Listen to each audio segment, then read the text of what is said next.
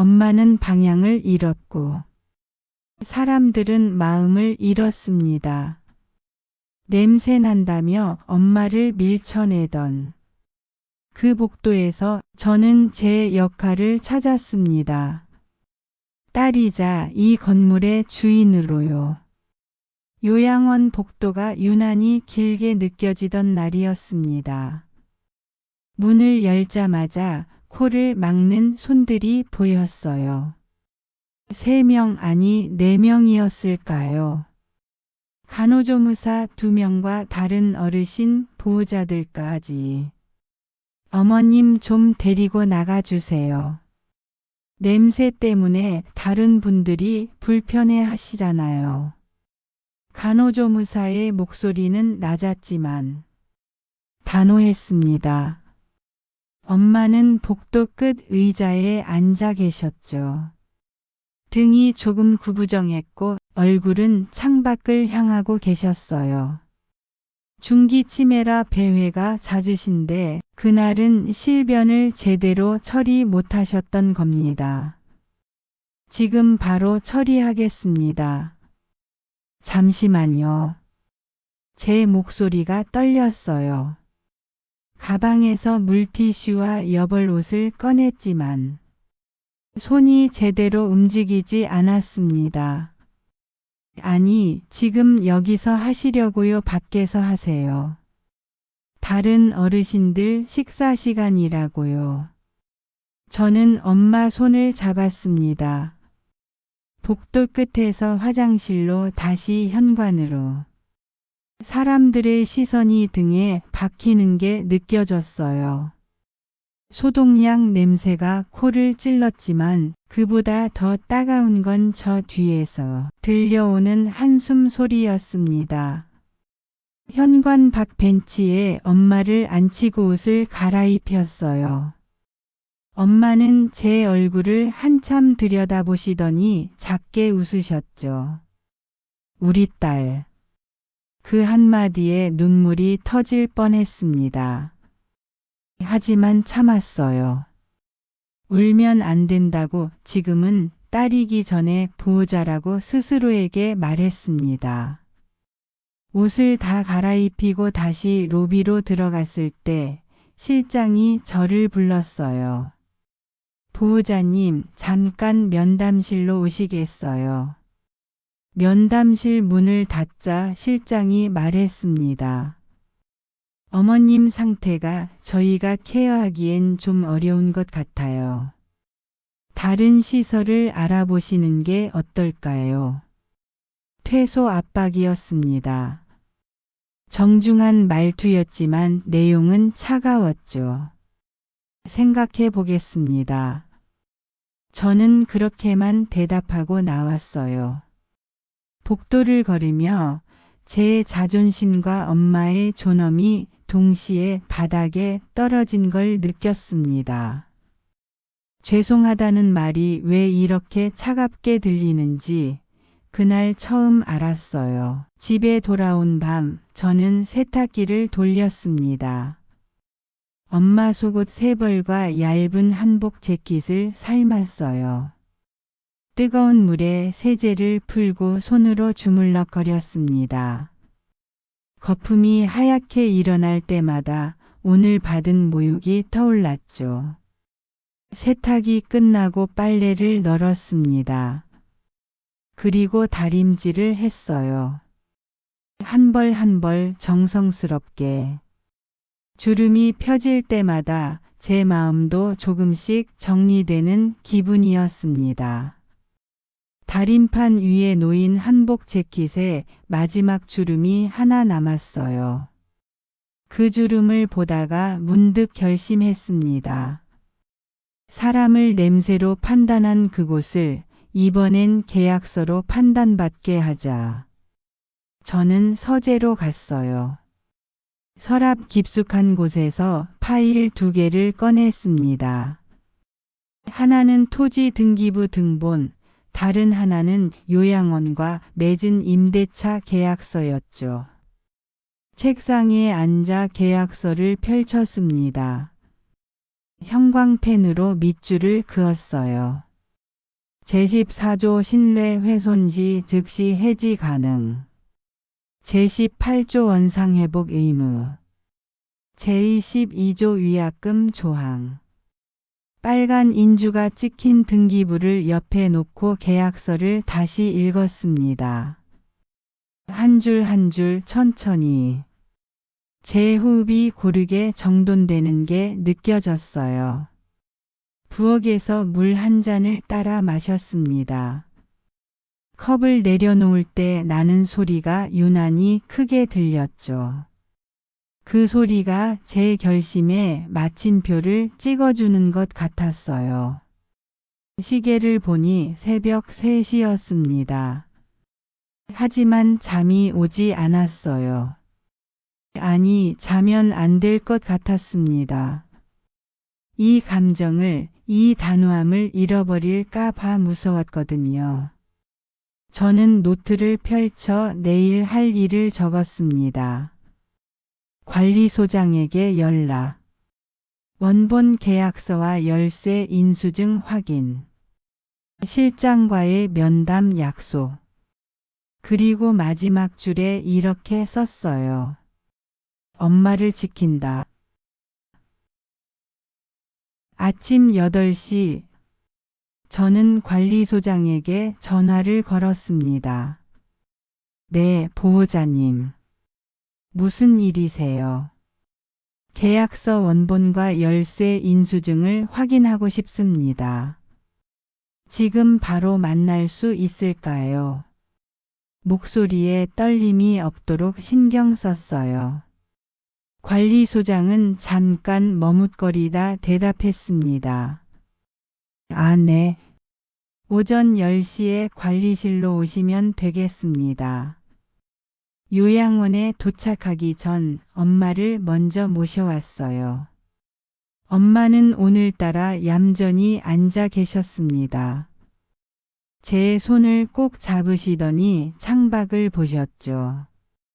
엄마, 오늘은 내가 엄마 기억이야. 저는 엄마 손에 따뜻한 물티슈를 쥐어드렸습니다. 엄마는 고개를 끄덕이셨어요. 알아들으셨는지는 모르겠지만 저에겐 중요했어요. 오늘만큼은 제가 엄마의 기억이 되어드려야 했으니까요. 관리실에 들어가자 관리소장이 서류를 펼쳐놓고 있었습니다. 여기 원본 계약서와 열쇠 인수증입니다. 확인하세요. 저는 하나하나 꼼꼼히 봤어요. 날짜, 서명, 인감날인. 모든 게 정확했습니다. 복사본 한 부 부탁드립니다. 네, 알겠습니다. 복사기 돌아가는 소리가 들렸어요. 저는 가방에서 제가 준비한 서류를 꺼냈습니다. 등기부 등본, 그리고 밤새 정리한 해지 근거 문서. 치매가 기억을 가져가도 법은 기록을 남깁니다. 저는 기록을 믿기로 했어요. 엄마가 기억하지 못하는 순간들을 제가 기록으로 남기기로 결심했습니다. 오전 11시 요양원 면담실. 실장이 먼저 들어와 앉았습니다. 표정이 어제와는 조금 달랐어요. 조심스러운 미소를 지으며 말을 꺼냈죠. 어제는 정말 부득이한 상황이었습니다. 다른 어르신들 케어 때문에. 저는 말을 끊었습니다. 조항을 읽겠습니다. 가방에서 계약서를 꺼내 펼쳤어요. 형광펜으로 밑줄 그은 부분을 손가락으로 짚으며 천천히 읽었습니다. 휘기관은 보호 대상자를 모욕하고 보호자에게 정당한 사유 없이 퇴소를 압박했습니다.